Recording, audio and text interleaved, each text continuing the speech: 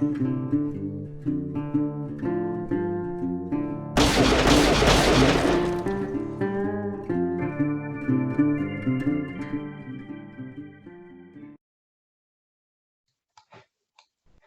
tal, amigos? Bienvenidos un día más a Doble o Nada. Hoy domingo 17 de mayo volvemos un poco con el tema de la ciencia. Hoy vamos a desmontar algunos bulos que están corriendo, sobre todo en tiempos de coronavirus, como es el tema de los antivacunas, que parece que esgrimen argumentos un poco que no se pueden defender muy bien desde el punto de vista de la gente que se dedica realmente a esto. Luego Diego va a hacer de abogado del diablo y nos va a contar un poco sus teorías y cómo las defienden. Voy a presentar a nuestros invitados de hoy. Como decíamos, Diego Sobrecueva, ¿qué tal? Pues aquí sigo muy bien. Ahí voy a hacer un poco, como decías, abogado del diablo, un poco antivacunas. Y nada, como siempre, que ya sé que les gusta a mis admiradores, tengo aquí mi querido tendedero cargado de ropa, que va cambiando, para que lo sepan, esto es una intimidad, que siempre cambia la ropa, que no se preocupen, que no es que la deje ahí de semana en semana. Confirmamos para la gente que tenga dudas que eres consciente de que está el tendedero, ¿no? Soy consciente, por lo que sea, entro y digo, ostras, un tendedero. Pero es el costumbrismo, me gusta. El costumbrismo, ¿no? No estoy acostumbrado a ello. También desde León, Juanjo, ¿qué tal? Hola, muy buenas. Aquí andamos. También, ¿no? A dar cera a la gente, ¿no? Hoy. Bueno, y con mejor Diego, luz, nos ¿no? portaremos un poco bien. Hemos mejorado la iluminación, como dice Diego también, sí. No dejamos detalle sin pulir. Y también desde León, Luis, ¿qué tal, Petino? Bien, aquí en fase 0,5 que entraremos mañana, a ver si pasamos a la promoción. A ver si notamos los cambios, ¿no? Un poco, porque vamos, ya no sé qué hay que hacer ya para pasar de fase, ¿no? Lo bueno es que ya podemos ir a misa, nos podemos quedar tranquilos. Sí, habrá mucha gente que esté deseando ya, aunque sea para seguir de casa, pero irán a misa. Bueno, Luis, tú luego vas a hacer también de abogado del diablo a favor de los A terraplanistas. favor del terraplanismo, claro. Es un papelón, ¿eh? No, el otro ya muy ensayado, no te preocupes. Bueno, has estado ahí con el espejo diciendo, a ver, ¿cómo puedo... Yo ¿qué cara puedo... tengo que poner para que la gente piense que la Tierra es plana, ¿no? Bueno, como decíamos antes, el primer tema que vamos a tratar hoy es el de los antivacunas, ¿no? Esta gente que piensa que no hay que vacunarse, hoy sobre todo en estos días con el tema del coronavirus ha vuelto a salir a la luz mucha gente que está en contra de las vacunas. Yo no sé, Diego, a ver, ¿qué explicación nos puedes dar para defender esta corriente? Bueno, pues yo lo primero que quería plantearles a nuestros queridos científicos es que yo no tengo muy claro qué llevan las vacunas, porque claro, tú vas al médico, las vacunas las traen de fábrica, entiendo, en una caja, te la pinchan y tú no sabes nunca qué llevan. De hecho, hay la mítica de que algunas vacunas duelen más cuando te las ponen, otras duelen menos. Entonces yo he estado leyendo, investigando un poco por internet y me he dado cuenta de que los componentes pues son realmente curiosos. Lo primero que he leído un poco es que lleva aluminio, que yo sepa es tóxico para el ser humano el aluminio. No sé si podéis contarme algo sobre esto. Sí, o sea, llevan aluminio y algunas llevan también otro metal, o llevaban, que es mercurio. Realmente no llevan el metal en estado libre, sino que lo suelen llevar asociado, forma parte de moléculas, pero la cantidad de aluminio que presenta en las vacunas está entre 0,3 y 1,5 miligramos por dosis. Hay que tener en cuenta que el aluminio, aunque sí que puede tener grandes cantidades, cuando su concentración es elevada puede tener efectos tóxicos, es uno de esos que llamamos micronutrientes que se encarga de trabajar en su cuerpo para hacer algunas cosas para lo que hace falta. Y igual que lo hacen nosotros, lo hacen también las plantas y los animales, con lo cual cuando comemos, también comemos aluminio. Las cantidades de aluminio que puede haber en un plato de comida son relativamente mayores que las que hay en una dosis de vacuna. Si tenemos en cuenta que vacunas no te pones todos los días, sino que te puedes poner, salvo los niños pequeños que igual se pueden poner 4 o 5 en unos pocos meses, igual te pones una al año, 2 como mucho. Con lo cual no supone, el metal como tal, no supone un riesgo para la salud y, por supuesto, que hay estudios detrás que avalan la seguridad de la presencia de esos compuestos en las vacunas. Vale, pero a ver, yo quería preguntarte también que es que, como habías dicho, hay a los niños les están poniendo 4 o 5 vacunas el mismo año y yo estoy seguro que no puede ser bueno tantas vacunas porque les pones a muchas enfermedades a la vez, ¿no? No, o sea, bueno, Jojo, tú cuando quieras entra ahí. No. Sí que es cierto que los niños pequeños reciben, ahora mismo no sé cuándo, en los 6 primeros meses, no sé si son 3 o 4 vacunas, no me sé los números exactos, pero sí que son unas cuantas, pero está estudiado y de hecho no se ponen todas a la vez, sino que se van poniendo cada X tiempo precisamente para dar tiempo al cuerpo a si tiene que adaptarse a algo, detoxificar o que sea, para que dé tiempo de sobra normalmente para que se acostumbre a un bicho y luego se acostumbre a otro, pues, hablando mal. Pero los estudios que ahí se han hecho y se ha comprobado la seguridad de las vacunas, no, cuando se va a tratar una población que son niños, tú los estudios que haces es, digamos, con niños. No vas a estudiar el efecto de una vacuna en adultos cuando lo vas a utilizar en niños. O sea, como llevamos muchos años con vacunas, lo que se ha visto es que el ponerle 4 vacunas a un niño durante 4 meses, una vacuna al mes, por ejemplo, aunque alguna tenga aluminios, porque no todas la tienen, igual que el mercurio, se utiliza solamente, luego lo comentamos, como conservante para conseguir hacer muchas dosis. Se ha estudiado pues para que el hecho de tener una vacuna todos los meses no le suponga un riesgo a la población que la va a recibir. O sea, Y otro ingrediente que he visto es que, claro, es que he visto que hay muchísimos ingredientes que no conocemos y de momento me estás confirmando todos los que te he dicho. Entonces ahora voy a irte con lo que más me ha sorprendido a mí, que ha sido células de animales y de humanos y concretamente DNA humano de niños abortados. No sé si puedes decir más de eso. Eso por internet hay que tener mucho cuidado porque se pueden encontrar componentes de vacunas que ni están ni se les espera porque no tienen mucho sentido. Y luego hay otros que lo que son fallos de interpretación. Igual tú para la producción, si tú por ejemplo vas a trabajar una vacuna, la vacuna más simple, lo hablábamos el otro día, es coger el bicho, pero que funcione mal y utilizarlo como vacuna. Si no es capaz de producir la enfermedad, te sirve para vacunarte, pero no te enferma. Entonces, una forma de producirlo es utilizar pues, células animales o células humanas en el laboratorio, infectarlas con el virus ese que funciona mal y hacer más copias, digamos. Hablando, sí, esto es simplificar mucho el proceso, muchísimo, pero bueno, es a grandes rasgos. Entonces yo creo que hay veces que de ahí se extrapola el que o en investigación para vacunas o en la producción de eso se pueden utilizar células humanas o células animales de X tipo, se extrapola el que hay células animales en las vacunas. Eso no es cierto. En la vacuna lo interesante es que esté el bicho o el antígeno que hablamos el otro día, la molécula característica del bicho, que es lo que va a activar nuestro sistema inmune. Puede haber algunos restos de proteínas animales, por ejemplo, sí que es cierto, hay veces que se utilizan porque hacen que la vacuna funcione mejor, pero células no hay. Y lo de DNA de humanos abortivos y toda esa clase de productos que suenan a brujería de la Edad Media, no es cierto. No es que no se utilicen ciertas cosas, pero se utilizan durante la elaboración del producto. No es que sea algo que aparece en las vacunas porque sí, y mucho menos el riesgo asociado que le dan, que es, a mí me parece bastante aleatorio la relación que hacen entre un supuesto componente de las vacunas y una supuesta reacción. Vale, pero aquí es que, claro, sigues leyendo ingredientes y te ponen gentamicin, sulfato de gentamicin y poliomixin B, Claro, un antibiótico. Sí. Es muy curioso porque hay algunos componentes que aparecen descritos en las vacunas. No sé si están presentes o no. Yo diría a priori que no me los esperaba en las vacunas, pero no son extraños porque son antibióticos. La gentamicina es un antibiótico, lo utilizo yo en el laboratorio, de hecho lo utilizo bastante.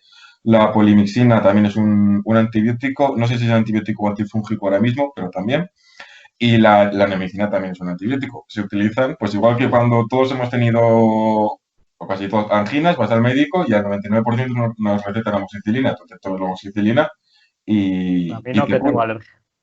Bueno, vale, eso es con madre. Realmente, cuando hay algún compuesto antibiótico en algún producto de la industria farmacéutica, está en muy pequeña cantidad y depende mucho también del objetivo. Hay vacunas que tienen que viajar mucho, que tienen que estar mucho tiempo conservadas y por eso llevan ese tipo de antibióticos o ese tipo de productos para evitar que se degraden.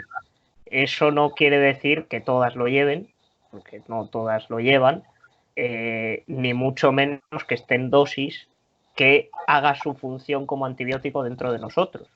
La hace dentro del vialito.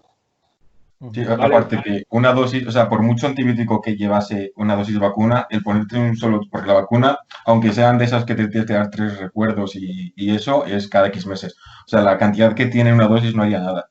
Y por supuesto, lo que sí que es cierto es que tiene que estar indicado en la etiqueta, porque si tú le das algún derivado de penicilinas a Javi, que intuyo que es alérgico a la penicilina, ahí por No poquito sé, que hay... yo sé que la amoxicilina... La amoxicilina, no sé si es derivado de... no sé si es de la familia de las penicilinas. El ácido clavulónico sí, pero creo que es de los betalactámicos, creo que es primo.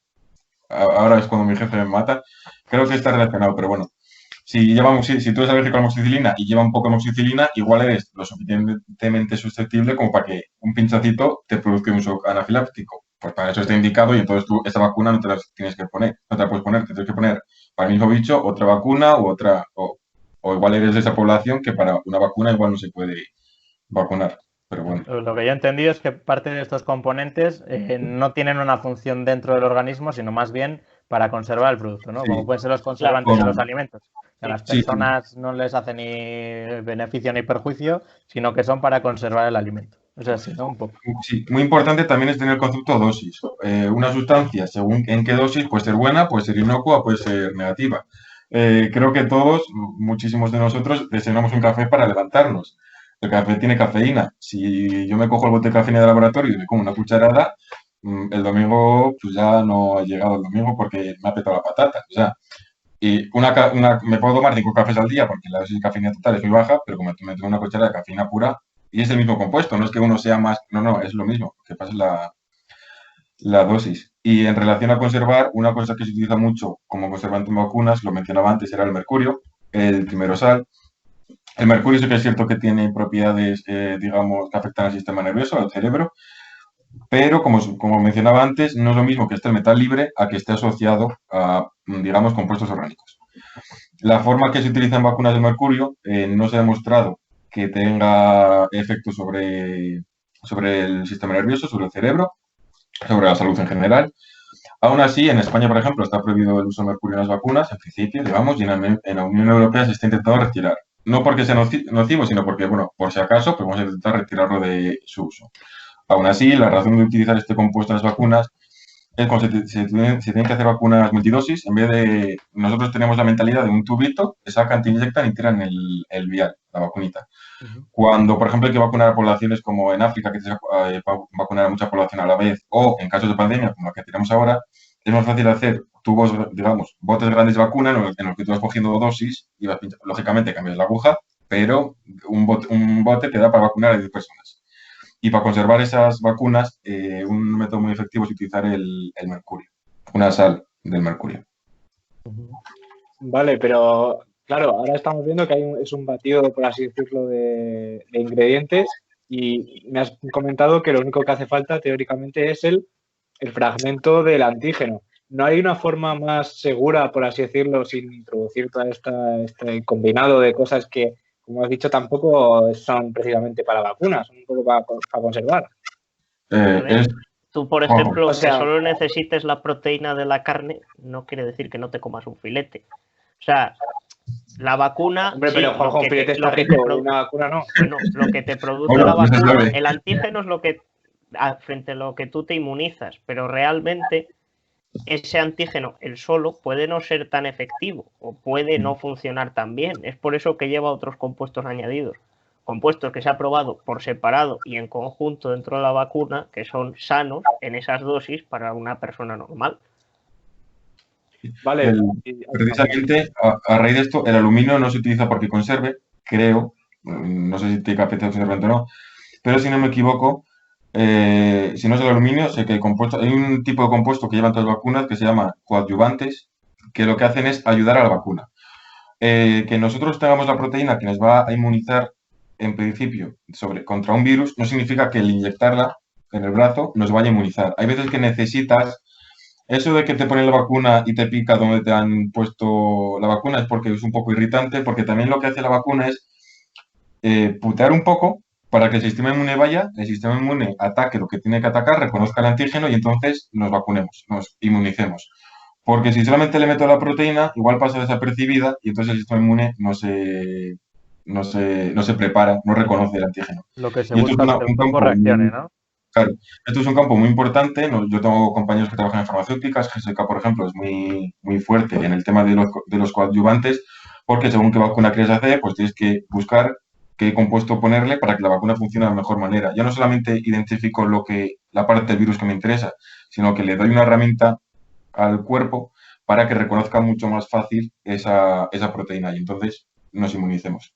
Porque el objetivo final de la vacuna es que nos inmunicemos y cuanto mejor sale la inmunización, más tiempo dure, más activa sea X, mejor.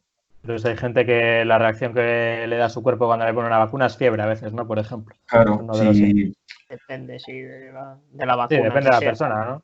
Y del claro, virus sí. también y de muchos factores. Los Patógenos. famosos efectos secundarios que tiene cualquier medicación y eso, según tu propia sensibilidad, yo me puedo tomar amoxicilina y a mí no me pasa nada. Si te lo tomas tú, Javi, te vas al otro barrio. Y es el mismo compuesto. ¿Por qué? Pues porque tu cuerpo no reacciona ante un compuesto igual que el mío. Entonces, si esto lo extrapolamos a prácticamente cualquier concepto de la industria farmacéutica, que normalmente no tienes una molécula, tienes muchas moléculas porque es la importante y todas las que van alrededor que permiten que funcione mejor.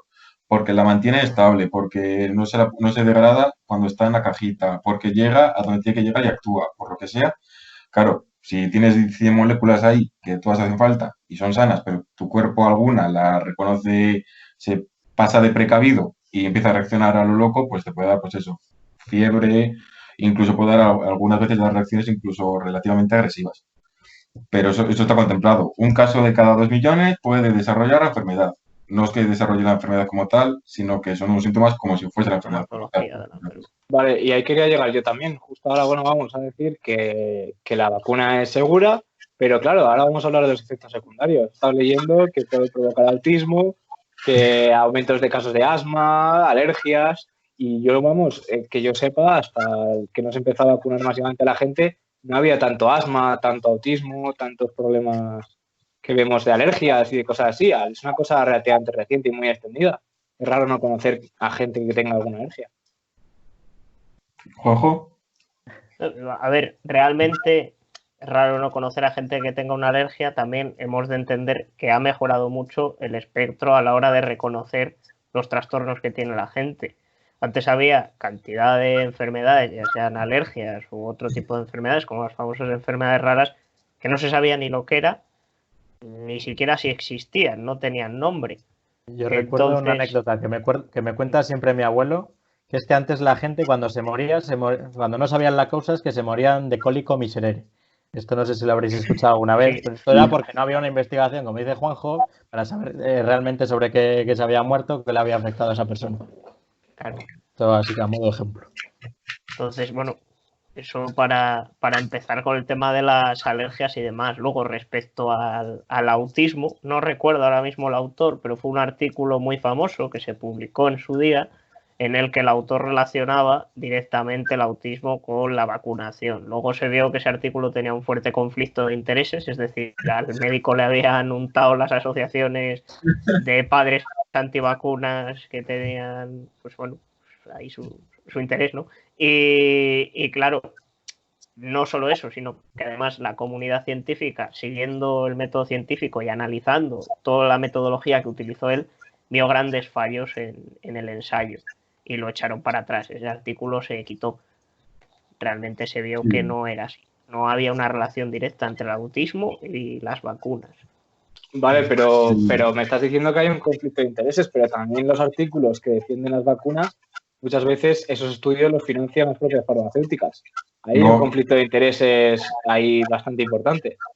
Al contrario, La muchos... cosa es que los estudios que hace una farmacéutica son unos estudios porque se los pide una agencia estatal. Puede ser la FDA o puede ser Porque en tiene este una mafia, caso, porque es una mafia que tiene entre ellos, que se dan dinero y claro, y se ceban con nosotros. Y A tienen ver, enfermedades también. cuando Claro. eso puedes consultarlo perfectamente, por ejemplo, la página de la FDA o también la Agencia Española del Medicamento, viene todo el proceso que hay hasta que se aprueba un medicamento. Y en el caso de las vacunas es especialmente exhaustivo. Es decir, sí, la empresa tiene que hacer unos estudios, pero es que esos estudios tienen que estar avalados, es decir, la organización, en este caso, bueno, la Asociación Española del Medicamento, tiene que dar antes el visto bueno, decirles, sí, esto que vas a hacer, lo puedes hacer. Solo para el estudio. Luego ya cuando hacen el estudio, analizan el estudio otra vez y dicen, pues mira, lo que querías vender no puedes venderlo. Además, en el caso concreto de la FDA, en el caso de que no haya acuerdo entre la empresa y la FDA, porque la FDA es la que tiene la última palabra y es la que puede cancelar o aprobar el medicamento, se convoca un comité externo que hace negociar a las dos partes. Pero aún así sigue teniendo la última palabra la FDA, pese al informe que haga el comité. Y si el medicamento sale a mercado, se siguen haciendo controles y estudios, no solo por parte de la propia empresa, que tiene que dar cuentas a la organización, sino por parte de la organización y por parte de muchos otros científicos. Vale, pero yo, por ejemplo, en este caso, os quería comentar un caso de que vivimos un poco todos, y fue el caso de la gripe aviar, que yo creo que nos acordaremos un poco todos de esa época que empezó a haber mucho jabón en los colegios, que nos decían que había que lavarse muchas manos. Digamos que podíamos decir que fue la demo de este coronavirus. Pero a ver, es que en la gripe aviar al final no fue tan grave, y yo creo que fue una maniobra para vender vacunas que se habían comprado y que había que vacunar a la gente. Porque todos los años al final compran remesas de vacunas que no se utilizan porque la gente no se vacuna. La gripe aviar supuso un problema para la OMS porque fue precisamente cuando cambió la definición de pandemia, rebajó los requisitos para poder declarar una pandemia y poder actuar de forma, digamos, más agresiva. Y luego sé que ellos esperaban que la enfermedad fuese peor de lo que fue al final, entonces las previsiones eran muy negativas, luego no fue tan mala cosa y entonces perdieron credibilidad. Y eso es una cosa que hemos notado en el mundo de la ciencia. Cuando tú te pasas de precavido, aunque todo el mundo luego, cuando las cosas van mal, todo el mundo dice, tenías que haber sido más precavido. Cuando te pasas de precavido, todo el mundo piensa que lo que has hecho es venderte. A la OMS y a muchos dirigentes, muchos médicos, muchos científicos se les acusó de venderse, literalmente, a las farmacéuticas, de que habían salido a hablar de que hacía falta vacunarse porque les habían pagado las farmacéuticas cuando realmente no hacía falta. Lo que vio la comunidad científica es, como no sabemos qué es lo que puede pasar, vamos a pasarnos de previsores, vamos a ponernos en el peor de los casos que tenemos sobre la mesa, y si se cumple bien, y si no, pues bueno, quedamos prevenidos. En ese caso, el peor de los escenarios que tenían encima de la mesa era mucho peor de lo que pasó realmente. Al caso contrario de lo que ha pasado ahora, que el peor de los escenarios que había en un principio, hace 2 meses, sobre la mesa, era mejor de lo que tenemos ahora mismo. Nadie se esperaba llegar a donde hemos llegado. Entonces, claro, cuando tú te pones en el peor de los casos, y esto es una decisión que a mí me duele mucho por parte de la sociedad, de nosotros ellos lo intentaron hacer lo mejor que sabían, con la mejor de las intenciones, el declarar la pandemia y el promocionar la vacunación, y luego resulta que igual no hubiese sido necesario ese despliegue que hicieron. Y lo que conseguimos fue que, como la enfermedad no fue tan grave, pues la enfermedad se fue para allá, y lo que perdimos fue credibilidad. Pero no es porque la OMS se venda a las farmacéuticas, ni muchísimo menos, porque luego tienes un montón de gente que hace investigación pública pagada por los estados, en el CIB de Madrid, en el CNB, en el CSIC. Son grupos que a las farmacéuticas ni les van ni les viene. Ellos hacen su investigación, publican sus artículos y ya está. Las farmacéuticas no les pagan ni de forma directa ni de indirecta. Hombre, pueden tener algún convenio en algún punto, pero pues eso. Yo investigo, esto puede funcionar como vacuna, pues luego se lo puedo vender a una farmacéutica y la farmacéutica lo hace, pero el objetivo es sacar un bien para la sociedad. Yo, vale, pero... Yo el otro día leí una entrevista de Asier de la Iglesia, que es un jugador de baloncesto que tiene esclerosis múltiple, y decía que él, por ejemplo, para su tratamiento, sí que había un tratamiento para su enfermedad, que lo que hacía era, hablando así en palabras mayores, que no muriera, ¿no? Pero lo que no investigaban las farmacéuticas era realmente algo para eliminar esta enfermedad. Solo buscaban un tratamiento para pararla, porque les interesaba que hubiera un medicamento en el mercado para que durante muchos años toda esta gente que está afectada por esta enfermedad siguiera comprándolo. ¿Esto realmente pasa o realmente sí que hay investigaciones para acabar de fondo con los problemas? A ver, a una farmacéutica siempre le va a salir más rentable cronificar una enfermedad que curarla. Desde el punto de vista empresarial, una empresa, digamos que lo que hace es fidelizar a un cliente. Suena mal, pero es así. Pero luego hay que tener en cuenta, y esto es muy importante, que no solamente investigan las farmacéuticas, ni muchísimo menos. La mayor parte de la investigación está en el otro lado, está en la parte pública, digamos, en la estatal, en las universidades, por una sencilla razón. Por ejemplo, el cáncer a las farmacéuticas les sale rentable porque el cáncer hay mucho, pero enfermedades raras que afectan a enfermedades de 500 enfermos en toda España, o sea, 500 enfermos en 47 millones, 47 y pico millones, a una farmacéutica no le sale rentable, porque la inversión que van a tener que hacer no van a poder recuperarla. Y esa investigación muchas veces se hace con fondos públicos.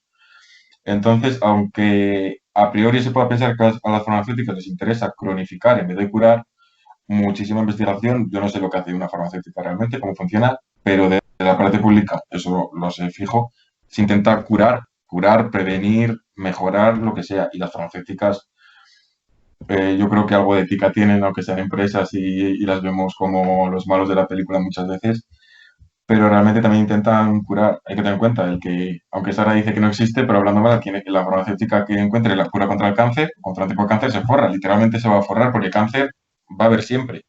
Esclerosis también va a haber siempre. Entonces, al final, o sea, no son enfermedades que puedas erradicar, no es como un virus que lo puedes erradicar, literalmente, sino que son enfermedades que por la propia genética del ser humano aparecen al cabo de X años, entonces no le interesa buscar la cura, porque también es dinero. O sea. En el caso, hombre, lo que decías de las farmacéuticas, también hay que tener en cuenta otra cosa, y es el tema de cómo funcionan las patentes de un medicamento y demás. No soy especial, vamos, no soy ningún experto en el tema, tengo compañeros que sí que hacen el TFG en ese tema, de las patentes médicas, y desde luego una patente dura lo que dura. Sí, podemos pensar que dura bastante, pero también hay que pensar que muchas empresas se tiran entre 10 y 20 o 10 y 15 años para sacar un producto que en el caso concreto de las vacunas, al no ser una enfermedad crónica, no supone tanto beneficio. De hecho, uno de los grandes problemas al que nos estamos enfrentando en el tema de la vacunación es el desabastecimiento, porque cada vez las empresas, las 5 productoras mundiales, entre ellas GSK, que la mencionaba antes Getino, que producen el 80% de las vacunas del mundo, les interesa cada vez menos producir las vacunas. Es muy costoso, no pueden producirlas a escala de manera continuada en el tiempo, y eso hace que pues, muchas veces digan, no, mira, no lo produzco, y tengan que entrar los estados o bueno, organizaciones como la OMS y demás a hacer acuerdos económicos para que se pueda distribuir la vacuna. Luego, yéndonos un poco, ahora retomamos el tema de las vacunas y divagando un poquito, hay un concepto que se llama medicamento huérfano, que lo que hacen los estados es pagar a las farmacéuticas para que investiguen en la búsqueda de un fármaco para la enfermedad X.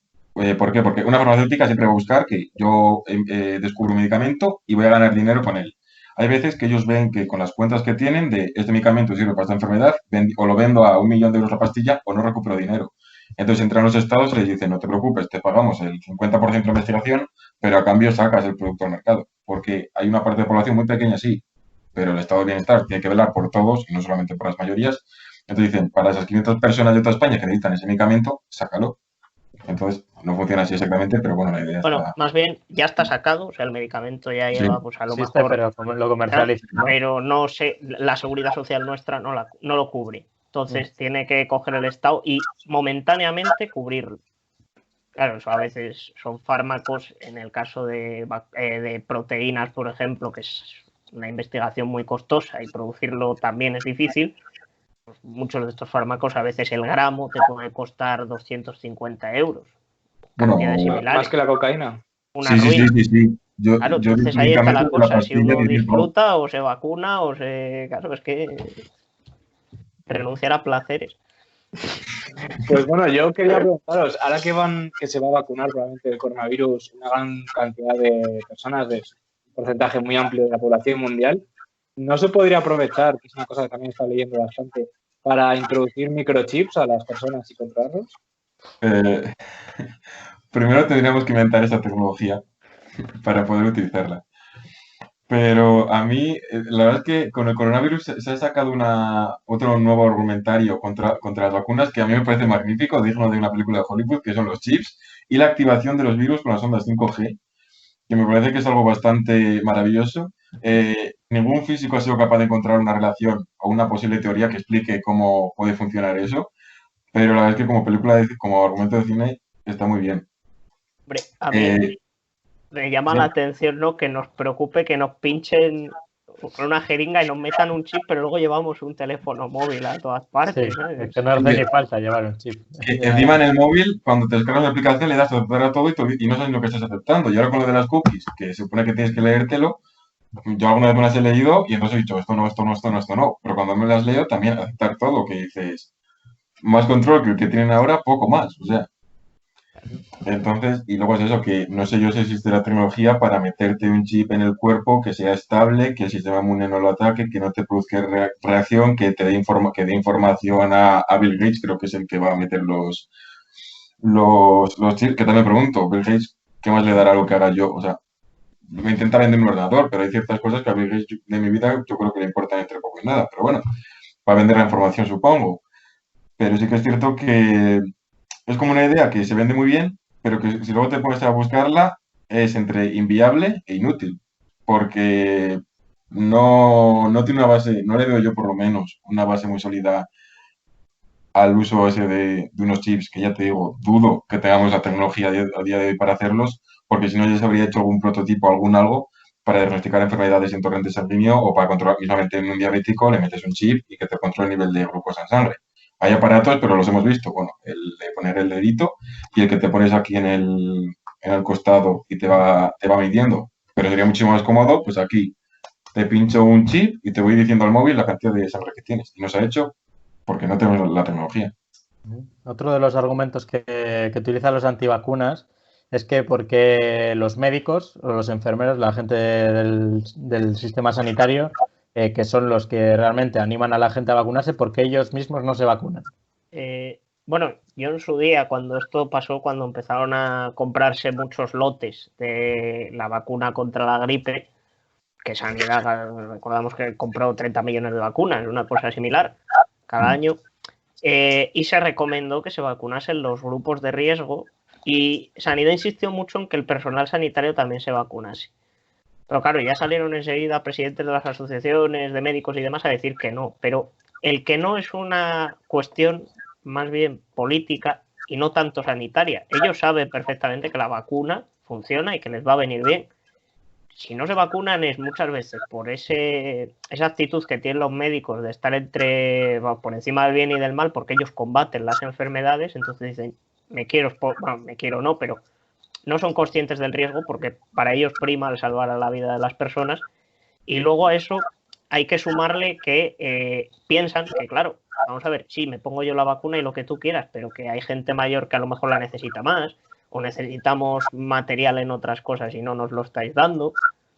Es decir, son esa serie de razonamientos que, como vemos, siguen una línea más política, económica quizá que sanitaria. O sea, ellos, en principio... Es como una batalla personal, ¿no? Sí, más bien. Y luego, la vacuna que es la vacuna de la gripe. La gripe tiene mucho impacto a nivel de mortalidad en los grupos de riesgo. En los grupos, a los jóvenes sanos nos afecta más bien poco. O sea, todos hemos pasado la gripe, pues si no este año, el pasado hace 2 años. Sin embargo, si tú te vas a esos médicos que igual no se van nunca vacuna de la gripe, les coges su cartilla de vacunación, posiblemente la de la polio la tengan la meningitis, tengan la tifoidea vírica. O sea, me refiero, las enfermedades que sí te pillan te pueden dejar más para allá que para acá, se han vacunado fijo. Entonces, luego hay que tener también en cuenta otra cosa. El otro día lo mencionamos por encima, el tema de la inmunidad de rebaño. Esa inmunidad de rebaño funciona también, también dependiendo, ¿no?, de la capacidad de contagio que tenga el patógeno en este caso. La gripe, si contagia entre 1,5 y 3 personas, pues a lo mejor solo necesitas vacunar a un 40% de la población para que el otro 60% no se infecte. En el caso del sarampión, por ejemplo, sabemos que se propaga muy rápido y cada persona contagia muchísimas alrededor, entonces ahí hay que tener una tasa de vacunación muy alta, porque si no, no logras la inmunidad para el grupo. Esto es lo que se hace como con los niños pequeños. Cuando uno coge la varicela en una clase, se intenta que se contagien todos los demás, ¿no? Un poco. Sí. Bueno, con la varicela también. Con la varicela, si lo veis, sobre todo en los últimos, yo creo que en los últimos 5 años, un poquito menos incluso, a todos los adultos, a todos los padres que no habían pasado la varicela de pequeños, se les ha instado a vacunarse contra la varicela, porque la varicela de niños, pues te salen las ronchitas esas que te das quitas y qué gracia que pica, pero de mayor es una enfermedad bastante puñetera. Entonces, claro, se han dado cuenta, yo creo que alguien se le encendió la bombilla y ha dicho, oye, que te das la vacuna de la varicela, que se le ponía a los niños muchas veces, en algunos países. Yo ahí no me voy a meter, cada uno con la varicela es una de esas que si la pasas de niño tampoco te va a pasar nada, salvo casos de riesgo, que entonces igual sí que es conveniente vacunar o igual activar la inmunidad del grupo, puede ser interesante, no lo sé. Pero bueno, en los niños me da igual, pero claro, los padres que me han pasado, si el niño la coge en el colegio, ten cuidado porque igual el niño no pasa mal, pero el que lo pasa mal es tuyo. De hecho, creo que se la pegué a mi madre o a mi hermano, no sé, lo podemos sacar todo. Es otro argumento, mira, lo que acaba de decir Luis, es otro argumento muy utilizado por los antivacunas, ¿no? ¿Por qué vamos a vacunar a los niños de esas enfermedades si a priori da la sensación de que no les afecta tanto? Hay que tener en cuenta también que los síntomas secundarios de una vacuna los conocemos, porque hemos estudiado sobre ella, los podemos controlar y sabemos que son muy pocos. Sin embargo, los efectos secundarios derivados de contraer una enfermedad son en porcentaje más alto y son más graves y son naturales, o sea, no los podemos controlar muchas veces. Y en caso de que decidiésemos que mucha gente, muchos niños no se vacunasen, aumentaría el número de niños que contraen ese tipo de síntomas tan peligrosos y que a lo mejor llegan a saturar el sistema sanitario. Si tenemos a no sé cuántos niños que uno de los síntomas de padecer la varicela, por poner un ejemplo, bueno, perdón, del sarampión, vamos a poner el ejemplo que es más fácil, que es una enfermedad así más conocida. Uno de los síntomas del sarampión, tanto en vacuna como en el caso de contraerlo de manera natural, es la encefalitis. Pero es que en el caso de contraerlo de manera natural aumenta 1000 veces el riesgo de padecer encefalitis el niño. Entonces, claro, ¿qué tenemos? 1000 veces más oportunidades de que nos aparezcan niños con encefalitis y tenemos que atenderles a todos en el hospital. Me parece que eso es un grave riesgo. Vale, y luego también... Acaba. Sí, no, di. Bueno, no, termina. Prefiero que termines porque voy a cambiar un poco de tema. Bueno, ese es el principal, ¿no? Digamos, otro de los principales argumentos, ¿no? Que, joder, si un niño lo puede pasar bien.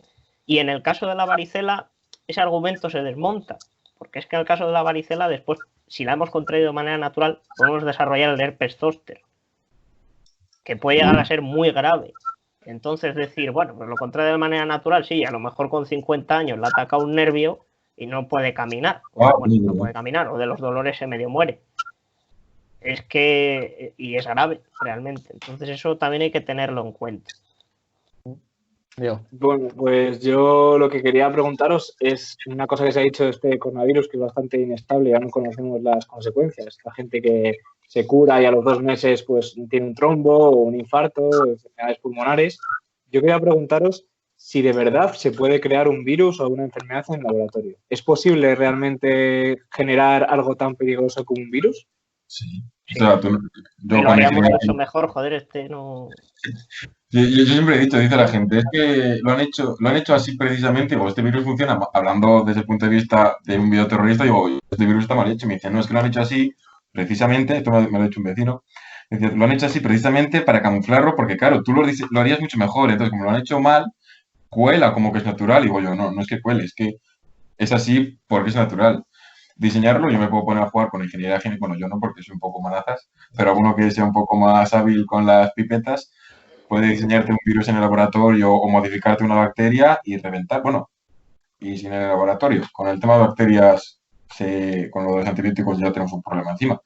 Empiezas a mutarles, a meter resistencia a antibióticos o a antivirales o a lo que sea, y a capacidad que infecte mucho, que replique rápido y tal, y preparas una bomba de relojería. Razones por las cuales sabemos que el bicho este, el coronavirus, no es artificial. En primer lugar, por comparación, se parece muchísimo, pero muchísimo al del murciélago. Eso de que venía del murciélago, siempre decimos los científicos, esto es un problema que tenemos, nunca podemos decir nada al 100% seguro. Podemos desmentir cosas con un 100% de seguridad, pero nunca podemos asegurar nada al 100%. Entonces aseguramos al 99% que el virus este viene de murciélago. Siempre hay alguno que dice, ¿y el 1% es porque puede ser artificial? No, el 1% es porque la estadística funciona como funciona. Y el coronavirus que tenemos nosotros hoy en día, ahora mismo por ahí campando, es prácticamente igual al de murciélagos. Se ha visto que se ha estudiado que es muy probable, prácticamente seguro, que lo que pasó del murciélago saltó a otro mamífero y de ese mamífero intermediario saltó a nosotros. ¿Y esto por qué se sabe? Porque tú coges la secuencia del virus murciélago y la que nos ataca a humanos y las comparas y son prácticamente iguales en todos. Y hay algunos puntos en los que ha cambiado el código que tenían. Famoso pangolín, ¿no? Decían... Sí, al principio pangolín se supuso que era el primer hospedador, ahora no se sabe si es el intermedio. Yo creo que para el mamífero intermedio, se va a tardar un tiempo y nunca se va a saber con tanta seguridad como el original. Porque el original es muy fácil, tú tienes, digamos, hablando mal, una lista de virus de murciélagos, comparas el tuyo y es que el que más se parece al tuyo es este, pues ya sabes de dónde viene. Ahora, por dónde ha pasado ese virus hasta llegar a ti, eso es un poco más complicado. pero se podría, esa investigación, eso cómo se hace, me parece que es súper interesante. No tengo ni puñetera idea de cómo lo hace. Y eso, y la cosa es que al compararlo, hemos visto que se parece mucho al natural. Podemos pensar, igual alguien lo que ha hecho es cambiar X letras concretamente para hacer que nos afecte a nosotros. Pues, por ejemplo, lo leía esta semana, es que el mecanismo que tiene el virus para infectarnos, nadie se esperaba que funcionase. Es un mecanismo que ha funcionado, digamos, de casualidad. O sea, si yo lo diseño en el laboratorio, pues voy a utilizar... Por ahí, ¿no? Claro, o sea, bueno, yo igual sí, porque yo he dicho que soy muy manazas, pero uno que tenga un poco dirá, bueno, pues voy a buscar una forma de entrada de los virus a las células del ser humano que esté bien estudiada, que funcione bien, pues la del virus del SIDA, por ejemplo, o la del sarampión, o la del ébola, no sé, alguno de esos virus que tenemos muy estudiados, o la de la viruela, que la viruela está erradicada. Pues no sé, uno de los que sabemos que funcionaba bien, porque funcionaba muy bien, porque pues utilizo ese, no me voy a poner a probar a ver si con este funciona o no. Eso por un lado. Y luego por otro es que cada vez que haces edición genética, con las herramientas que tenemos hoy en día, cada vez somos mejores, cada vez lo hacemos mejor, cada vez podemos esconderlo más fácilmente, pero nunca podemos esconderlo completamente. Igual que esto es como un poco como el dopaje. A medida que el dopaje funciona mejor, los sistemas antidopaje son mejores. Entonces van detectando, esta molécula no me la detectan, ahora esta técnica me la detecta. Con la ingeniería genética lo mismo. Las tijeras y los pegamentos que tenemos hoy en día para cambiar el genoma son muy buenos, dejan poco rastro, pero dejan rastro. Y no se ha visto ningún rastro de nada, de edición genética, literalmente de nada, en el genoma del coronavirus. Hablaban de que terminaba en muchas AES, eso era uno de los argumentos que daban para que fuese de laboratorio, y es mentira, porque es una cualidad del RNA, de una molécula que tenemos los eucariotas, los humanos, los mamíferos, las aves, todo eso, cuando nuestra información se expresa en un punto, siempre termina todo con muchas A seguidas. Entonces los virus han cogido esa característica, pues que nos infectan, porque les hace falta para camuflarse, para aparentar que son parte de nosotros. Y es por eso. Porque tenía secuencias en su genoma que eran parecidas a las del virus del SIDA. Decían que le habían metido trozos del virus del SIDA. Yo cuando me enteré de esto dije, leñe, pues es interesante, voy a ver qué es lo que pasa, me puse a leer el artículo y tal, y luego resulta que era, pues por bioinformática, habían encontrado trozos que, digamos, azar más o menos elevado, coincidían con los virus del SIDA, pero porque eran secuencias que están más extendidas entre los virus. O sea, un virus tiene parte de virus general y parte de virus concreto. Pues la parte general, que comparte muchos virus, pues es normal que la tengan muchos virus. El de SIDA, el de no sé qué y el de no sé cuál. Entonces hay por ahí mucho mito, mucha lectura equivocada de yo leo que el virus este tiene algo que se parece al del SIDA y entonces pienso que han cogido todo del SIDA y lo han metido aquí. No es por eso, es porque se ha interpretado mal la información que ha sacado la comunidad científica. Luego, Vale, bueno, te dejo, dale. Otra cosa interesante quizá con este virus es la capacidad que tiene, que se ha visto, de infectar a otros mamíferos. Bueno, está por probar qué capacidad real tiene y cómo lo hace, pero sí se ha visto que hay otros mamíferos que lo padecen. Entonces dices, joder, para haber hecho un virus tan sumamente específico, se les ha ido un poco de las manos. Van a cargar aquí a toda la fauna, a todos los mamíferos. Pero realmente, bueno, a mí me llama mucho la atención que muchas veces esta mentalidad que surge, ¿no?, de la conspiración o de, joder, nos quieren hacer algo, surge en los países ricos. O sea, empieza a morir gente en los países ricos y empezamos a decir, hostia, nos quieren matar y nos quieren controlar nuestros gobiernos. O sea, lleva muriendo millones de personas por la malaria todos los años y nos la trae floja, realmente. O sea, es que tú a alguien le hablas de la malaria y, bueno, si sabe que hay un parásito y demás, le da igual. Y nadie piensa, joder, ¿no será la malaria para controlar a los países del África subsahariana para poder extraer sus minerales? No, o sea, nadie se hace esos planteamientos. Entonces, bueno, es una cosa curiosa y esto se sostiene, o sea, esto que estoy diciendo se sostiene porque si uno va al porcentaje de confianza que tienen los países en las vacunas y en los medicamentos, ve que en los países tercermundistas o en vías de desarrollo es alto. Lógicamente, morir a gente todos los días por enfermedades que en los países ricos están prácticamente erradicadas, y el país que más desconfianza tiene en vacunas, medicamentos y demás es Francia. Claro. Porque no ha tenido nada que les ¿Tú haga... opinas que es eso, que estamos, por decirlo mal y pronto, estamos mimados? Somos unos niños mimados que no han visto el sufrimiento y vale, yo quería preguntar otra cosa en respecto a edición genética. ¿Es posible, esta pregunta va a parecer que tengo un plan por detrás muy turbio, Está en el tendero, el plan tendero, ¿no? escrito. Está colgado aquí, está en una carpeta de esas marrones. La voy a entregar a alguien sentándonos cada uno a un lado del banco. Pero eso esta tarde, cuando nos dejen salir a las 8 a dar un paseo, conspiro a esas horas. Y yo quería preguntaros si es posible, una cosa que se ha comentado también mucho, que se haga un virus específico para atacar a alguna característica como la raza, como unos ojos azules, por ejemplo, algunas características caucásicas o concretas, vamos, de algún tipo de racismo. Con ojos azules todavía se podría hacer, porque se sabe. Con el término raza es muy curioso, porque yo he visto algunos vídeos y esto sobre el concepto de raza a nivel fenotípico y a nivel genotípico, y a nivel fenotípico, pues el color de piel, los rasgos. Pero luego, a nivel genotípico, eso es muy gracioso, porque a nivel genotípico, la distinción de raza que se hace a nivel fenotípico, en genotipo, en ADN, no se ve, porque el color de piel pues son unas diferencias a nivel genotípico muy pequeño. Entonces yo puedo tener más en común con un paisano a nivel de ADN, con un paisano de Arabia Saudí que con Juanjo. Y vivimos en la misma ciudad. Porque resulta que mis antecesores vienen de cuando los árabes estuvieron aquí en la península y los de Juanjo vienen de los celtas que vinieron de Inglaterra. Entonces, claro, y somos muy parecidos. Me parezco más a Juanjo que a alguien de Oriente Medio, pero resulta que tengo más ADN en común con el de Oriente Medio que con Juanjo. Entonces, para diseñarlo y que atacase por raza, hombre, por ojo sí, porque el color de los ojos sí que está determinado a nivel de, como todo, a nivel de genes. Y, bueno, iba a decir, se conocen, o creíamos que lo conocíamos, en un estudio decían que antes se pensaba que era un solo gen, ahora creo que se habla de que son muchos más genes, efectos de A más B más C más D, pues el resultado final son ojos azules, más azules, menos azules, más verdes, menos verdes, con lo cual es más complicado. Con el tono de piel, pues igual todavía sí, pero luego hay muchos rasgos que son, el término raza es más algo lingüístico que a nivel biológico, con lo cual, si yo quiero, por ejemplo, algo que ataque a los españoles y no a los franceses, ando fastidiado, porque con el mix que tenemos los españoles, parte de franceses también tenemos, con lo cual, es difícil realmente seleccionar, ¿no? Sí, además hay que tener en cuenta que el término de raza, tuvo su auge a principios de siglo, bueno, ahora pues, vuelve a resurgir un poco. No, por favor, que esto se va por otras vías. La cosa es que cuando ya se empezó a investigar la genética, muchos de los conceptos empezaron a caer. Y es que además empezamos a ver también, a descubrir pues, que hubo otros homínidos antes que nosotros.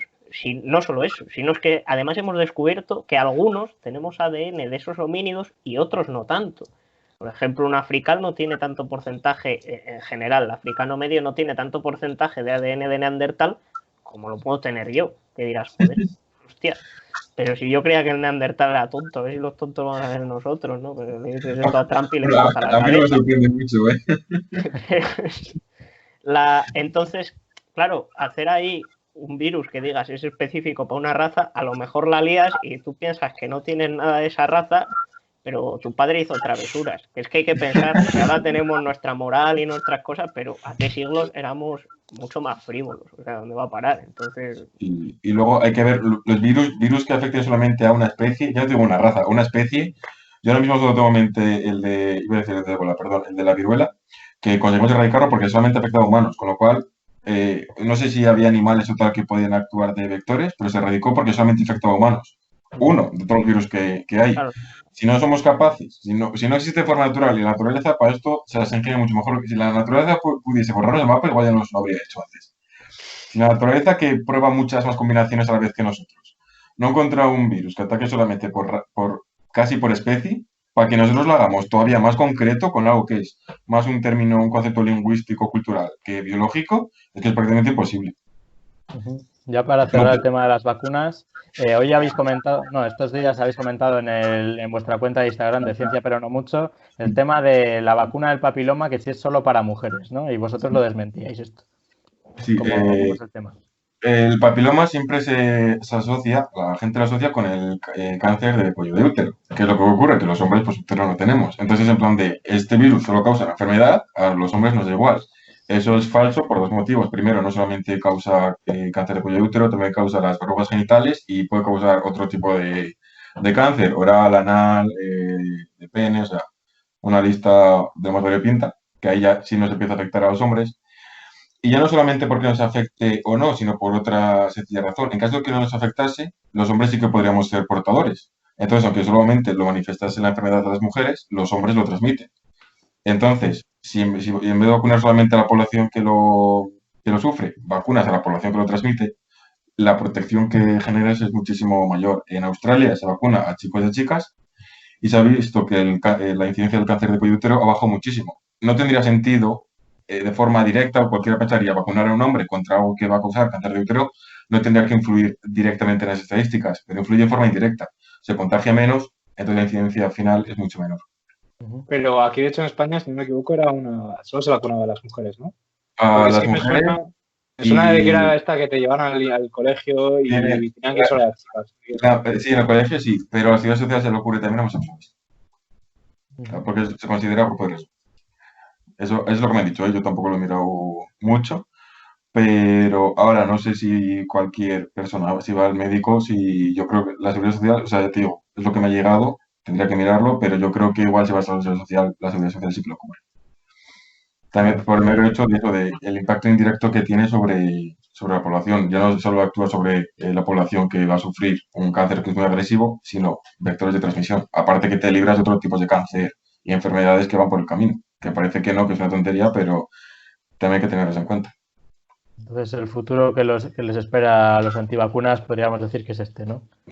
Bueno, para terminar, como durante el coronavirus, durante los primeros meses, los antivacunas desaparecieron completamente de las redes sociales y han aparecido justo ahora, cuando ya está, los números de muertos son mucho más bajos, los países empezamos la desescalada y todo eso, esperando pues a ver si lo hacemos bien y no repuntamos otra vez. ¿Cómo es cuando cuando el panorama estaba fastidiado? Desaparecieron. Y ahora que está todo mejor, ya es cuando aparece, pues ya no voy a vacunar porque no sé qué, porque no sé cuál. He visto un meme que me hace mucha gracia de, bueno, que salgan primero los antivacunas y luego ya cuando demuestren que su teoría funciona ya salimos el resto. Entonces yo creo que es algo con lo que hay que convivir. Hay casos puntuales de gente que no se quiere vacunar o no quiere vacunar a sus hijos, que sí que es cierto que hay que respetar. Pues yo leí un caso de una mujer que había vacunado al hijo mayor, había tenido una reacción muy adversa contra la vacuna y el niño se había quedado en silla de ruedas. Y tenía un hijo pequeño al que no quería vacunar. Y salió un pediatra que explicaba que era un caso puntual en el que era normal pues, que la madre no quisiese vacunar al segundo hijo, pero que no era problema porque la inmunidad de grupo no solamente está para proteger a la gente que no se puede vacunar, sino esos casos concretos que aparecen. El problema es la gente que decide que no me quiero vacunar pues porque no me apetece. Es ahí donde ya tienes un problemilla. Yo ahora, librándome ya del mantra este de abogado del diablo que me ha costado mantener. Ha parecido que les defendías. Jolín, ahora ya puedo sacar los machetes. Yo quería deciros que, tal y como decía Luis, yo estoy seguro que hay gente, se retiraron de las redes, pero estoy seguro que hay gente, por lo que yo he oído, que hasta que no vea carros de caballos recogiendo cadáveres por las puertas de cada edificio, no van a creerse. El problema es que hasta que no vean médicos con el pico este de la peste. Yo estoy, vamos, sobre todo, a mí me fascina la capacidad de esta gente de conspiranoica de salirte por los cerros de Úbeda para no, pero es que si, pues lo que os he hecho ya ahora antes, lo de que os 5G, que si autismo, que sea como que yo, de hecho, el mejor argumento que me parece para desmentir esto es que yo no creo tanto en la raza humana como ellos. Es decir, ellos creen en que hay gente lo suficientemente preparada como para coordinar un esfuerzo, asesinar, sobornar y controlar a cientos de miles de millones de médicos, a investigadores, bueno, o sea, es decir, hablamos de un nivel de control que hablamos otro día de aliens, que prácticamente los alienígenas tendrían que tener. Que eso ya, bueno, no vamos a entrar porque... Lo mejor de las teorías de la conspiración es la cantidad de gente que tiene que estar involucrada para que una idea sea verdad. O sea, es que porque te pones a pensarlo y al final tienes que tener compinchado hasta los de los periódicos y hasta el tendero que te vende el periódico, porque si te das cuenta por detalles, dices, todo el mundo tiene que estar compinchado contra ti y 5 más. O sea, es una conspiración contra... Y lo mejor es que te pones a preguntar ese por qué. O sea, porque dices, vamos a suponer que es una conspiración. ¿Para qué sirve esta conspiración? Y son cosas, en el 90% de los casos, muy poco sólidas. En el tema de las vacunas, porque te quieren controlar, porque te quieren enfermar, que lo de controlar te lo compro. Lo de enfermar, ¿para qué? No tiene sentido. Pero luego hay otras conspiraciones que dices, es que no tienen utilidad ninguna. O sea, es una conspiración por conspirar. Por conspirar, Maduro. porque os aburre. Yo creo que tiene tanto Para dinero. la famita. Yo creo que es la Claro. famita. Bill Gates tiene tanto dinero que yo creo que se aburre y dice, vamos a conspirar por conspirar. A mí me han hecho relaciones tangenciales del tipo, es que el coronavirus es para controlar. ¿Controlar qué? ¿Qué va a ser? Para convertir esto en Venezuela, digo. España en concreto, ¿no?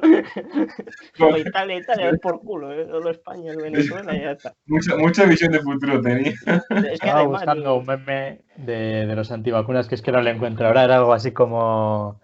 Salía una tarta de cumpleaños con un 9, de un niño que cumplía 9 años, y decía algo así, una cosa que un antivacunas nunca va a ver, algo así, o el padre o el hijo de un antivacunas nunca va a ver. No me acuerdo cómo era, pero era muy bueno, era muy ilustrativo.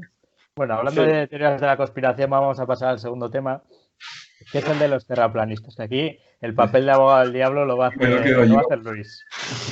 Es una tarea muy complicada. Pero es magnífica, porque lo mejor de todo es que me va a tocar, voy a hacer una punta antes de meterme el papel, es que aparte de lo que decía Diego o Juanjo, de argumentaciones completamente transversales, en lo que nos basa, me voy a poner como si fuese terraplanista, es que a mí nadie me puede demostrar realmente, cara a cara, que la Tierra es redonda, por ejemplo.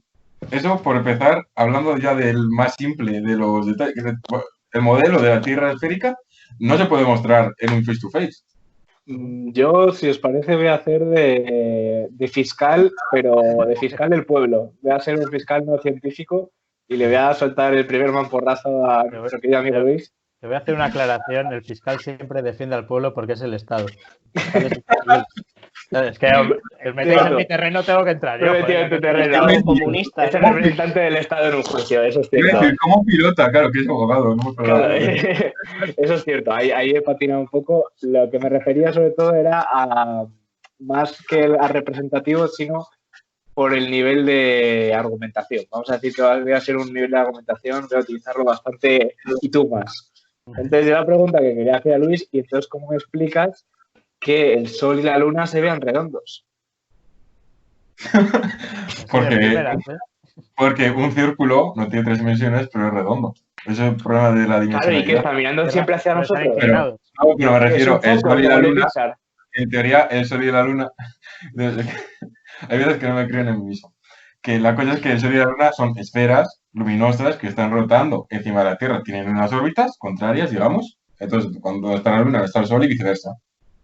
¿Pero qué serían? ¿Como láminas que están mirando hacia nosotros? No, son esferas. Son esferas.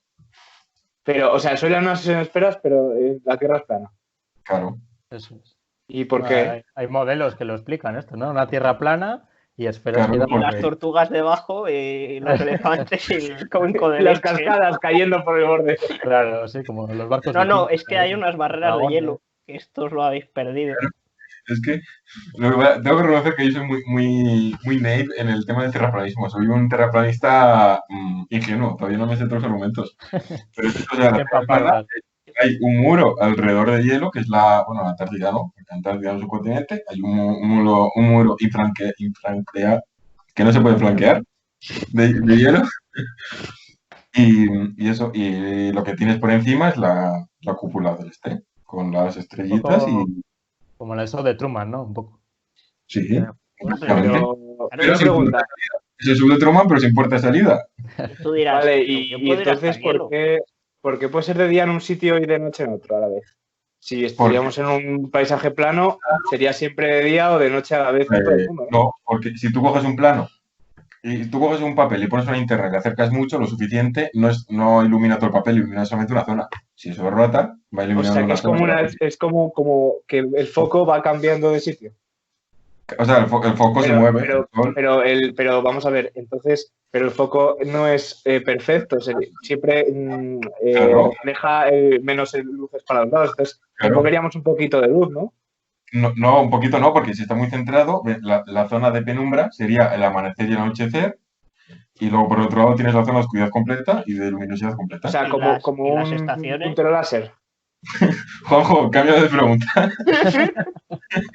Las estaciones, pues esto creo que es porque la órbita del Sol y la Luna no es un círculo perfecto. Hacen elipses, bueno, el Sol supongo, la luna no pinta nada, hacen elipses y entonces hay veces que están más cerca del centro y hay veces que están más alejados. Entonces, según cómo se sitúa el Sol, ilumina más o menos y entonces hace más calor o menos. ¿Y cómo de grueso es? La Tierra como de... O sea, si yo pico mucho para abajo, ¿puedo llegar a caerme? No, la respuesta es que no se sabe. No se sabe, ¿no? O sea, el núcleo de la Tierra para los terraplanistas no existirá. No existe. Claro que no existe, Es que- por supuesto que no. Es que No no, se sabe, os es que estáis poniendo en no se situación. sabe lo que hay debajo de... Entonces, pues no se sabe. Vale, Tú no y el puedes tema de la ni gravedad... llegar a los bordes porque los gobiernos mundiales, desde el año 1000 antes de Cristo, conspiran para que tú no puedas llegar a ese borde. Y luego, si intentas picar hacia abajo, es imposible porque los mismos gobiernos mundiales te lo impiden también. Y luego es que aquí yo, como terraplanista, quisiera decir que, claro, que los de la Tierra hueca es que son unos completos lelos. O sea, ¿dónde van? La Tierra esférica hueca. Haciendo un paréntesis, a mí lo que me gusta de esto es el terraplanismo con la Tierra hueca, el Sol dentro de la Tierra, el mundo dentro de la Tierra. La verdad es que si las combinas todas es una cosa magnífica porque empiezan a hacer aguas las teorías entre ellas y se empiezan a enfadar unos con otros y descalifican. O sea, yo como terraplanista tendría que decir que los de la esfera hueca están más vendidos todavía que los del modelo, los del modelo de Tierra esférica. Claro, yo había oído también que es que igual es que el cielo es una cúpula que va girando, en plan el sol está pegado y la luna también, entonces van como girando y esto es como una bolita de nieve de esas que regalan cajitas y tal, pero en la Tierra. Pegados no pueden estar porque tienen que tener, se calcula que tienen que tener unas órbitas, no son ni circulares ni... Pero con raíles, ¿no? No, van... Como Juego de Tronos. Tienen que hacer, aparte del movimiento rotatorio, tienen que ir como rotando sobre sí mismos, haciendo una especie de como espiral del cuaderno para explicar también las estaciones, porque si no las estaciones no se explican. Cachis la mar, es que... Precisamente el modelo que mejor describe esa rotación en espiral junto con el movimiento alrededor es el modelo heliocéntrico. A ver, es que no hay pruebas que demuestren eso, Juanjo. Hombre. Pero, y entonces una pregunta, ¿por qué hemos cambiado de...? Porque claro, antes se pensaba que la Tierra es plana. ¿Por qué ahora es esférica o sea, ¿por qué Galileo empezó esa corriente de control sobre la gente? Hombre, no fue Galileo, fue Copérnico. Pero puedo sacar siempre el artículo mágico bueno, que es... Los sumerios ya sabían que la Tierra era esférica, pero fueron la única cultura de la época. Había diversidad de opiniones, Juanjo. Según la Biblia, que es un argumento que hay que sacar mucho a relucir, ¿quién era? ¿Josué? ¿Era? No me acuerdo qué profeta era, que Dios le da se sube a lo alto de un monte y es capaz de ver toda la tierra, con lo cual eso no compagina con una tierra esférica. Eso por un lado. Y por otro, durante el Génesis... No tenemos nada que decir contra eso. Bueno, y si Dios es como las palomas, que puede como, ¿sabes? Como que tenga los ojos en diferentes sitios para tener más visión. No es Dios el que lo ve, es el profeta. El profeta sube a la montaña y lo ve. Y luego está el hecho de que, creo que es en el Génesis o en el Éxodo, no sé, en el Pentateuco. Esta parte tengo que reconocer que sí que me la he leído. Y hay un punto durante el Pentateuco en el que Dios le pide a Yahvé que pare la tierra y entonces es de noche durante 6 días en toda la tierra. Con una tierra esférica no se puede demostrar que sea... porque con la tierra esférica no puede ser de noche durante 6 días en toda la tierra. Podemos pasar al creacionismo también ahora, ya sé que... Es un argumento que yo vivo mucho y está muy elaborado, ¿eh? No tiene ni una sola fuga. Tiene fisuras esta gente. Vale, y una cosa... Vamos a recordar primero nombres de personas que están a favor de esto. O sea, Kyrie Irving, jugador de la NBA. Shaquille O'Neal, jugador de la NBA. Ambos argumentando que ellos han viajado mucho en avión por sus viajes a lo largo del país y que ellos en el avión ven la Tierra plana. O sea, ellos no ven un círculo, no ven un borde, entonces para ellos la Tierra es plana por esto. Javi Pobes, exjugador de muchos equipos, entre ellos el Sporting de Gijón, que ha creado un equipo y todo de fútbol, el Flat Earth, que el principal idea... que era del Sporting. Sí, para mi desgracia sí. Kanye West, también es terraplanista. Yo no sé esta gente si es que alguien les soborna para que empiecen a difundir estas teorías. Pero claro, una forma muy fácil de desmontar esto, antes de los viajes espaciales era difícil, pero con un viaje espacial en el que has salido has dado la vuelta a la Tierra, has visto que desde la Luna, por ejemplo, que es redonda, te has alejado en satélites y has visto que es redonda. Aquí, ¿cómo argumentáis en contra de esto? Photoshop. O sea, escucha, te voy a poner un ejemplo. ¿No ha sacado el Ayuntamiento de León una imagen súper realista de cómo va a quedar el baño? Ah, bueno, sí, O sea, después de eso, te saco yo la tierra redonda, plana y con forma de cubo si hace falta. La ha hecho mi primo, el pequeño, el Photoshop del Ayuntamiento de León. Esto es para ponérsela aquí de fondo también, ¿eh? Es más, es que el ayuntamiento ha sido previsor y sabía que se iban a hacer experimentos para probar si la Tierra era plana y ahí están los globos aerostáticos para ver el horizonte. Claro. Que yo os quería decir también, claro, que evidentemente esta teoría de Tierra plana es incompatible con viajar a la Luna y con salir al espacio, ¿no? Pues la verdad es que no he leído nada al respecto, pero por supuesto hay que tener en cuenta que el mismo gobierno, el americano, que es el que lo mueve todo, creo que es el americano, por supuesto. Sí.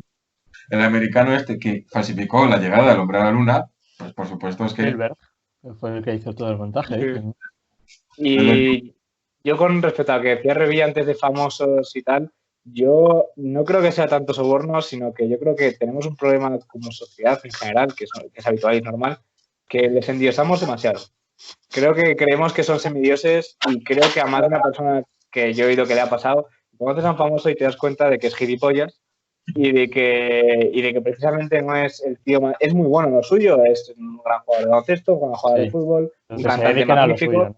Pero en lo suyo, es decir, creo que el error es de pensar que estas cualidades se filtran por ósmosis a todos los ámbitos de la vida social, del conocimiento. Y quería poner el ejemplo de algo que hemos comentado de nuestra amiga de este programa, seguramente, Marina Yers. No sé si la conocéis. Vamos a intentar, porque creo que este caso es maravilloso, es el mejor ejemplo que vamos a encontrar. Igual lo ponemos en la descripción del vídeo, el vídeo de su escenita que montó en Instagram, en la que, promocionando un producto de hidratación, comentaba que si te fijas, en el producto ponía que hidrataba mucho. Y que tú cuando compras una botella de agua no pone que hidrata. Entonces ella teorizó desde su punto de vista, e imagino que con ensayo y con mucho trabajo, que el agua más que hidratar deshidrataba. Además, te invita a ir a Google a buscar, porque está demostrado que el agua no hidrata. ¿Qué digo yo? Estoy yo ya en mi segundo año de tesis y ha venido a descubrirme el sol, porque me parece maravilloso cuando me dijo, está demostrado, yo creo que te lo fui a Google y dije, el agua no hidrata, a ver qué me dice Google. Tampoco realmente no he encontrado nada, porque eso sí que es difícil de argumentar. Chicos, os voy a leer entrecomillado, porque lo acabo de encontrar, los voy a leer entrecomillado. Tú te das cuenta, entre paréntesis, la botella de agua, nunca pone que es un suero hidratante o que es algo que se utiliza para hidratación. De hecho, el agua deshidrata más de lo que hidrata. Sí, es que... Y se queda todo. O sea, ¿qué hacemos con esta persona? Ante eso hay un gran problema, y es que la comunidad científica no tenemos herramientas para debatir eso, porque es algo, es una falacia de libro, literalmente de libro. Ahora, como una persona se la crea, desmontársela va a ser prácticamente importante, porque el concepto de hidratar viene del, no sé si latino-griego, agua, hidro, agua, con lo cual ya cualquier explicación que le vayas a dar va a ser redundante, entonces no se lo vas a poder demostrar nunca. O sea que igual es un genio de los conspiranoicos. Debería ser presidente del... Lo comentamos el domingo pasado, ¿no? Que esta pseudociencia, estos dogmas, beben todos del no poder falsear algo. O sea, no poder decir esto es falso o es verdadero. Y beben mucho también de que al final no se apoyan en datos o en resultados ni los interpretan, sino que se apoyan en las emociones de las personas. Entonces, tú en el momento que intentas con datos rebatir una emoción de una persona, no se lo suele tomar bien. Entonces ya ahí hay una barrera que es imposible de romper. Lo estamos viendo ahora con el coronavirus, que da igual lo que diga un científico, que como piense que ese científico está subordinado a alguna ideología contraria a la suya, pues se va a dar de bruces y nada. O sea, no hay nada que hacer. Yo es que respecto a esto tengo una teoría. Que es que esta gente lo que hace es buscar la mayor gilipollez que pueda y decir, mira, ya que no me conocen por mi trabajo, me van a conocer por soltar esto. Lo sueltan, empiezan a... Pues claro, la gente no se para a pensar que esta persona no lo está diciendo en serio. Lo dice tan convencida que es que empieza a decir, esta gilipollas, le dice tanta gente que al final se hace famosa. Y esto ha pasado también, por ejemplo, con Palencia estos días. Hay un tío que ha salido diciendo que no sé dónde está Palencia. Ha cogido otro, que no se sabe ni quién es, y ha dicho, es que Palencia, o sea, que sacaba un mapa de Palencia, como tengo ya aquí a los del ataúd, es que Palencia, ahí no creo ni que viva gente, no sé qué, si hay alguien que viva en Palencia que lo diga, ¿sabes? Cosas así. Y lo que hacen es las mitas. Javi se le nota ofendido con el tema de Palencia, ¿eh? Sí.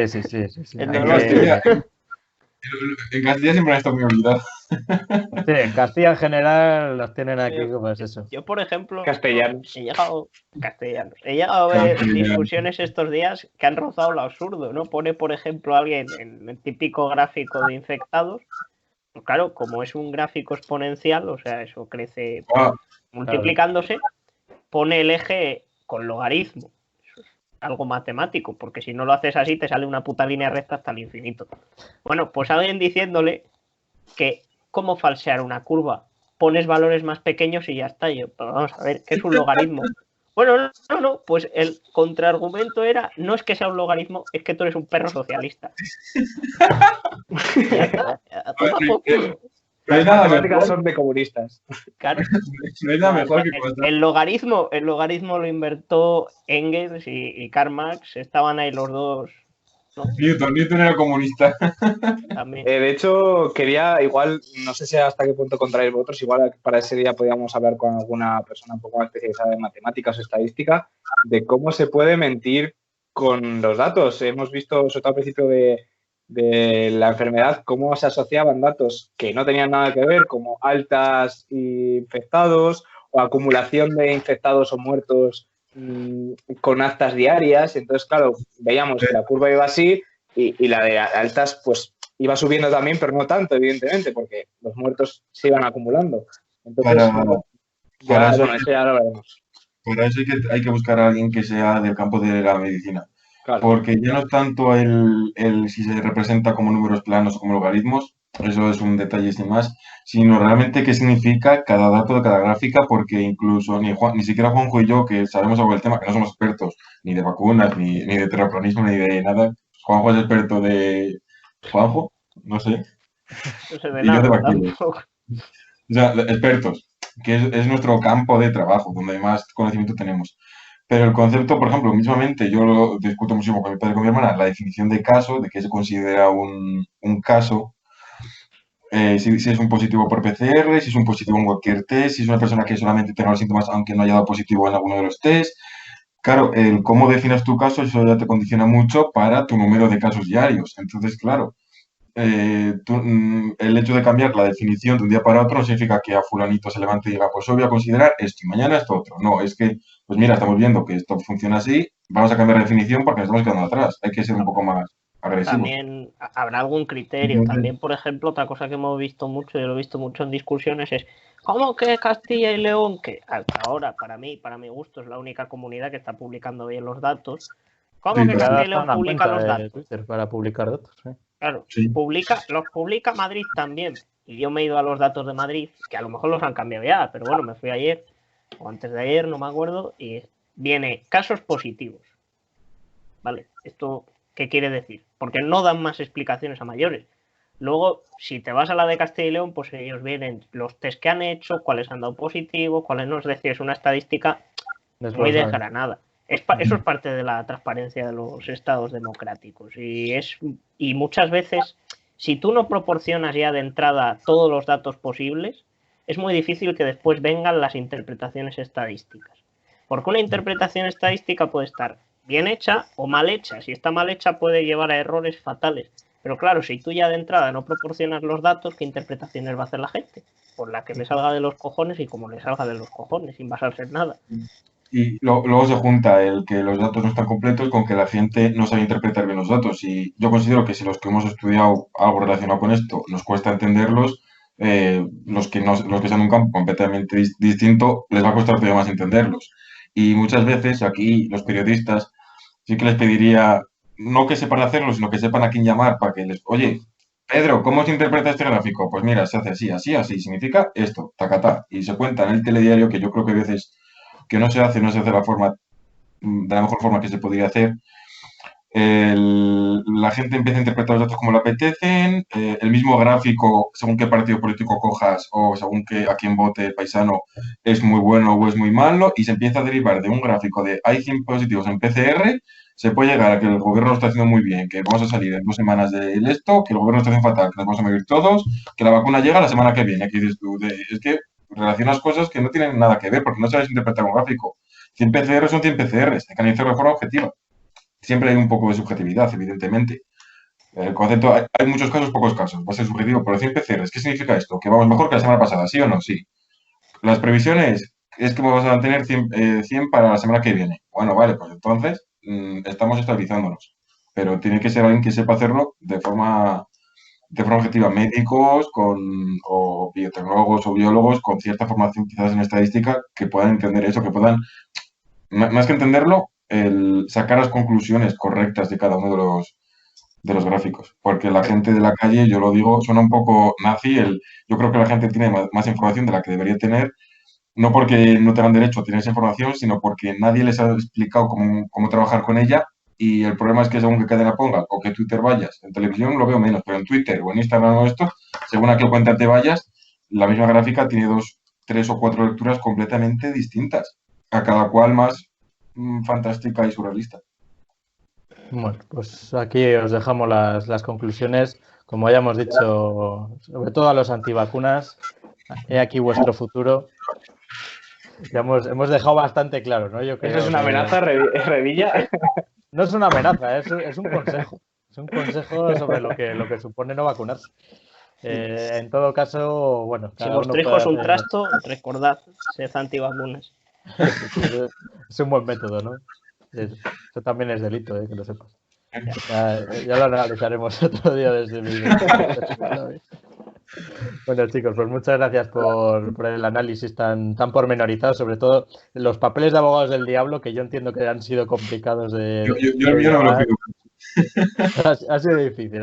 Por eso el agradecimiento en especial a Diego Alvis, también a Juanjo por esta magnífica exposición sobre los temas que hemos tenido hoy. Mañana volveremos una semana más a empezar con los lunes futboleros, recordando los grandes momentos del antiguo Club de Fútbol Palencia, que hace ya 10 años que casi así en la segunda. Así que nada, muchas gracias a todos. Recordad suscribiros al canal, también a la cuenta de Ciencia Pero No Mucho, que también están haciendo un gran trabajo en Instagram de divulgación. Y como ¿Cuál? El diablo. A ver. Y como decimos cada día, recordad, sed felices pero moderadamente. Nos vemos mañana. Muchas gracias.